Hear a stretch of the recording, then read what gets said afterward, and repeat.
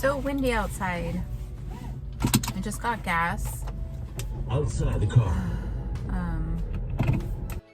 And now I'm headed to the bank. I'm gonna get my nails done. So I usually like to get cash just because it's easier. And so this morning I worked on I have an annotated bibliography I have to turn in next week. So I was working on getting those articles today. I found like 3, and you have to find peer-reviewed studies and articles.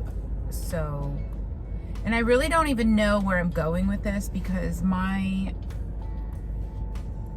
the topic is pesticide use. So I don't have like a completely clear direction of where I'm going. I'm just gonna collect articles and see if there's a theme.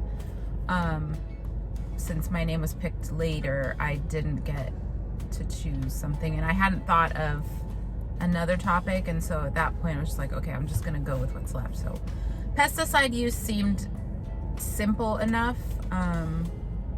So I'm probably just gonna do something like, you know, the pros and cons of it. So far I've found articles about like that are more negative, and that's basically just for like people who work with it. So I mean, obviously there's thousands of articles, so I'm just using my school's database to find what I need. And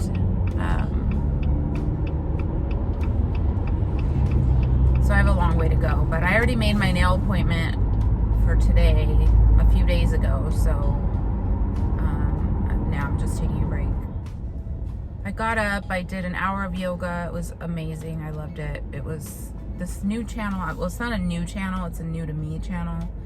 And this instructor, I don't even know her name, but the practice looked interesting and it was really good. It was a lot of it was a power style, but it was not like super fast paced. It was more like repetition and then holding poses, and there were a lot of twists and balancing. And so I like practices like that. Power yoga doesn't necessarily mean it has to be like super fast paced. A lot of times it is, but I like a more moderate pace with the power flows, and that focus more on strength rather than, you know, just trying to be fast, you know, which is fine. I mean, endurance is very important, but when it comes to yoga, I'm not necessarily concerned with, you know, going through vinyasas at like breakneck speed. Let's see. So then after that, obviously I got ready, got dressed, I made breakfast,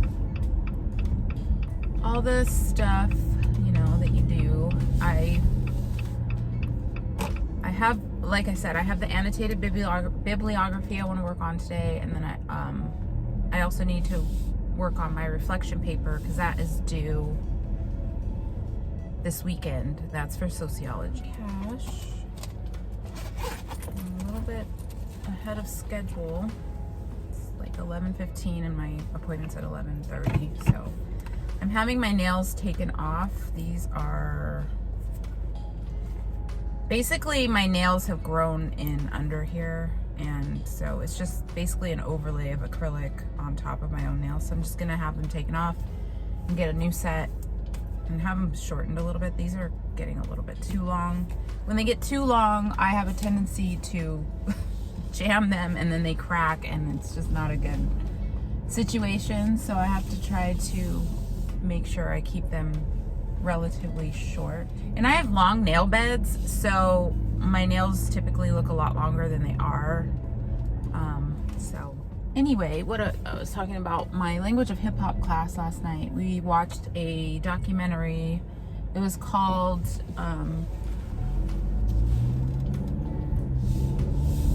I always forget the name of it. It was called Planet Rock.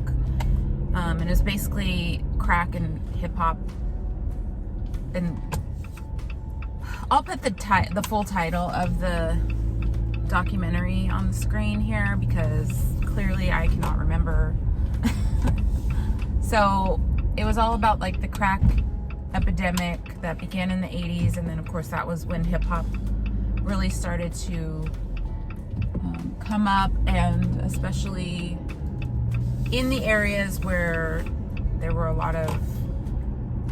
a lot of drug use, a lot of gang activity, and with the popularity of cocaine, you know, a lot of people who couldn't afford it,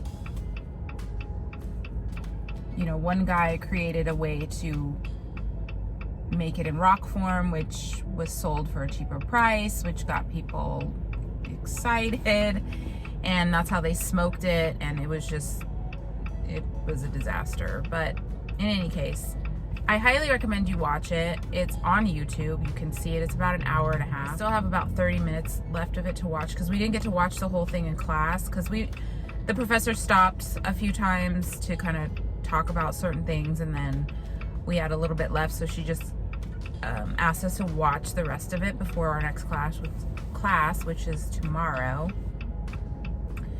And so there's about half an hour left. But yeah, it's on YouTube. I'll leave a link down in the description box because I think it's so fascinating to see how, you know, how hip hop and drugs are kind of interwoven. It's almost like you don't have one without the other, and one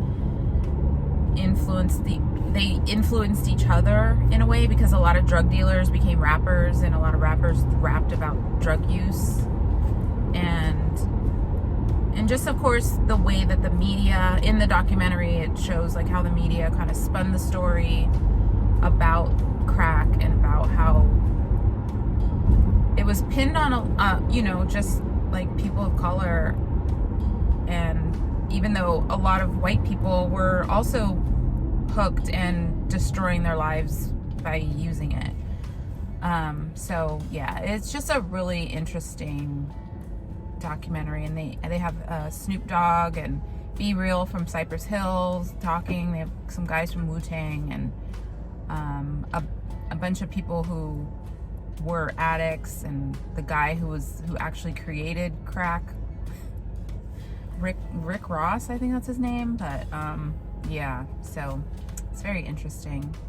So I'm on my way to get my nails done, and then after that I'm gonna go home and probably make myself something to eat, and then I'll check in and I'll show you what I'm doing today. So I forgot to mention that in my biology class last night, our lab, we had our first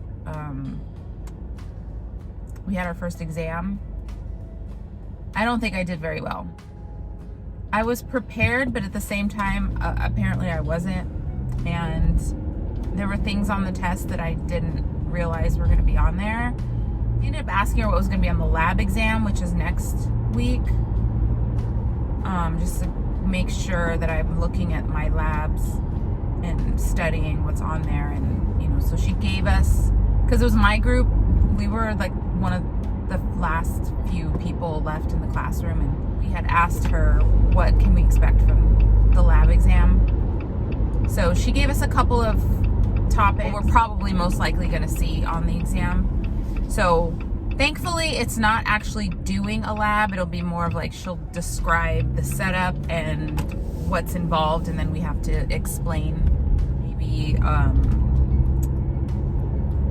do some drawings or something like that, or labeling. I want to do much better on the lab exam than I did on the lecture exam, because I'm kind of disappointed in myself that I didn't do as well as I had hoped. So, but it's okay, because it's just the first exam and I still have many more weeks to come, and again, like, my project will have a big impact on my grade and all the subsequent tests that are coming up.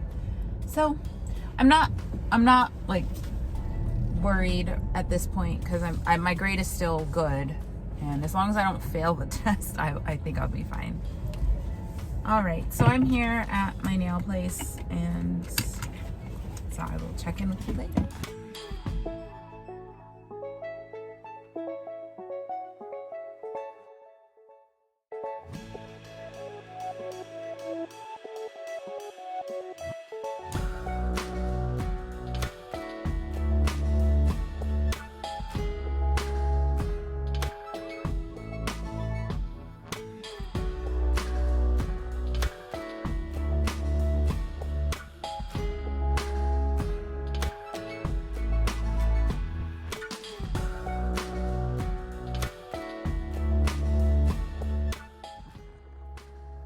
Hey guys, okay, so right now I'm back to my desk and I'm looking for articles for my bibliography for my biology project. Essentially, what I do is I go through the Academic Search Premier EBSCO host, whatever this is, through my school's library, and then I just kind of search through there. And so that really helps me to like narrow down the search results as far as, you know, peer-reviewed papers and studies and things like that. So far, like I said, I only have 3, but I had another one, but because when you leave it and it logs you out, so you have to like start all over again, which is so annoying. But in any case, I'm gonna get back to looking for some more articles. I'm gonna try to get at least 6 by, you know, in the next like 30 minutes. And then I can move on to working on my sociology paper that's due this weekend. So that's what I'm gonna do now.